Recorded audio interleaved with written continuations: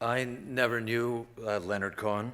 I never met him or talked to him or dated him or did yoga with him.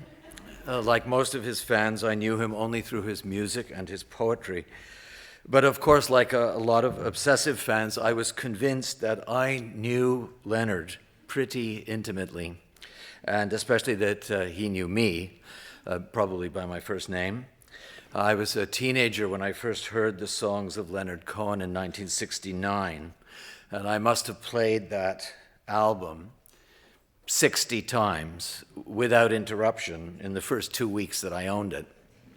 I did most of this nonstop listening on my parents' hi-fi in the living room of their suburban house in Port Credit for 4 hours at a time, with the descending winter darkness coming on and refusing to turn on any of the lights in the living room.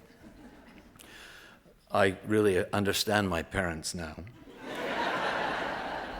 And what I was trying to do, of course, was listen, not just to the music, which to me had the rhythm of the hymns we sang in church, but I was also trying to concentrate on the lyrics, because, and it shames me to confess this, I wasn't always exactly sure what Leonard's lyrics were saying. Even his most famous song, Suzanne, I didn't know what to make of the lyrics. I kept thinking, who is Suzanne? Is she real? Is she his girlfriend? She didn't seem to be his girlfriend. Maybe she was somebody else's girlfriend that he secretly liked. And she seems to be older. She takes him down. She's so self-assured to her place by the river, where she gives him tea and oranges, which was obviously code for something. Or the Sisters of Mercy. I admit this reluctantly. I thought for a long time that the Sisters of Mercy were nuns. It even made sense. Leonard was from Montreal. He lived near Boulevard Saint-Laurent. I was from Montreal. I had gone to school near there. There were a lot of nuns in the neighborhood. But, there is that point in the song where the Sisters of Mercy lie down beside him. So I figured, even though he was Leonard Cohen, they probably weren't nuns. Maybe they were sisters. Maybe they were older sisters of his friends. Anyway, I mention all this because it wasn't until I heard the song Coming Back to You, which is from 1984, that I realized with a start that I was not the only person who found Leonard Cohen's gorgeous lyrics nevertheless somewhat hard to fathom, and that he meant that obscurity as a kind of joke, as a humor, to make fun of our desire to find meaning in absolutely everything.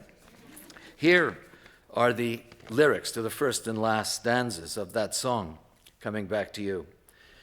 Maybe I'm still hurting. I can't turn the other cheek, but you know that I still love you. It's just that I can't speak. I looked for you in everyone, and they called me on that too. I lived alone, but I was only coming back to you. This is the last stanza. Even in your arms, I know I'll never get it right, even when you bend to give me comfort in the night. I've got to have your word on this, or none of it is true. And all I've said was just instead of coming back to you. Now, you tell me what that means. People have all kinds of theories about coming back to you and what it's about. Some people think it's about loneliness. Some people think it's about poetry. Some think it's about addiction. And quite a few people on YouTube think it's about polygamy, which is even stupider than my nun theory. Fortunately for all of us, Leonard Cohen himself said that Coming Back to You is a song. He said this one night when he was introducing it. Coming Back to You is a song, quote, in which I have achieved the ultimate confusion of God and women. You tell me what that means. I think what it means is that even Leonard couldn't tell those two apart sometimes, which means that even brilliant Leonard Cohen didn't fully understand his own longing. And he had the grace to admit it, and that was his great reassurance to all of us. Thank you.